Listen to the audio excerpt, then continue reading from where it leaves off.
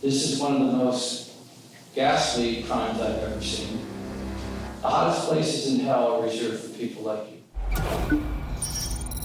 We're in Canton, Ohio, for the case of 73-year-old Philip Snyder. 7 months earlier, Snyder said his wife of 53 years died during a road trip the couple were taking to Graceland in Tennessee. But when his story didn't add up, family members contacted police and they paid him a visit.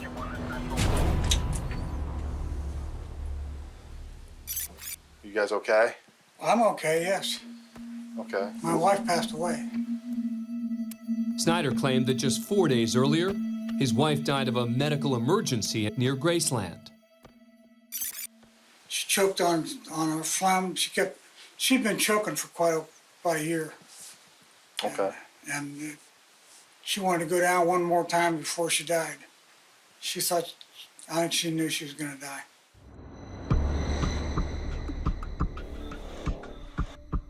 The already fishy story became more questionable when Snyder claimed he simply gave his wife's body to paramedics. Well, so what happened? So where's your wife now? What happened to her? They took her to a place where they cremate people. Okay, and you don't know where that is either? No.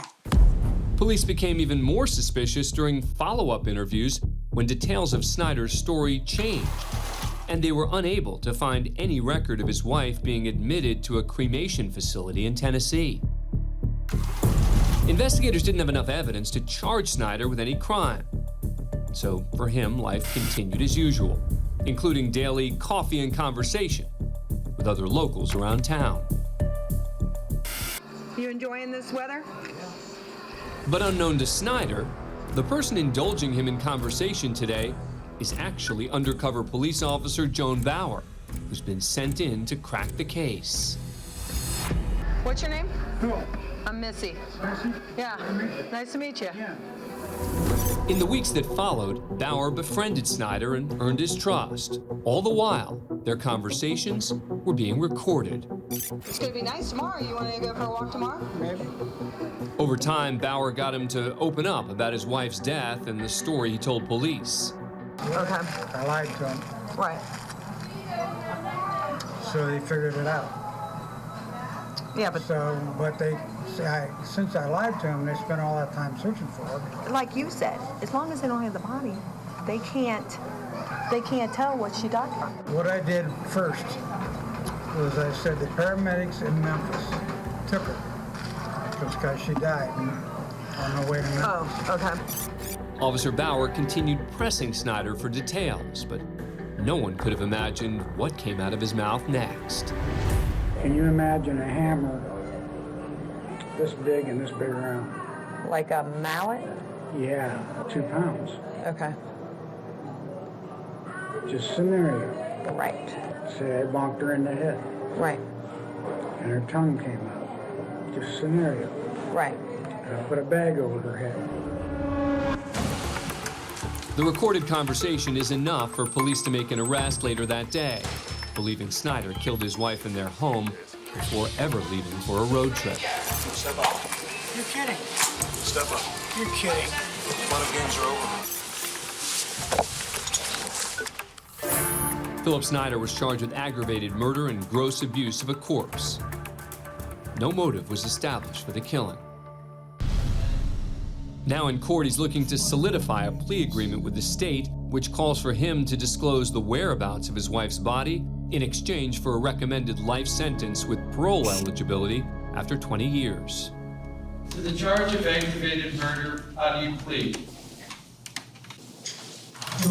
Is there anything that you would like to say prior to the sentencing? I put her in the Tennessee River. That's where I put her. All right, so you tell me you put your wife in the Tennessee River. Yes, sir. Are you willing to take law enforcement to the area where you placed her in the Tennessee River? If I have to, yes. Yes, sir. Well, in this particular case, I'm going to make sure that you do it. But before he learns his sentence, a member of the victim's family has asked the court if he could give a victim impact statement. That family member is his own son. If the man sitting before you is not the father I know, he is not the man who raised me, teaching me many things, of which one was to have honor and respect. I see no honor and certainly no respect in his actions leading up to today. And finally, Judge Frank Forshone has some harsh words of his own to share. Now, to me, to accept this agreement between the state and your counsel and you, it sickens me. This is one of the most ghastly crimes I've ever seen. You're going to die in prison.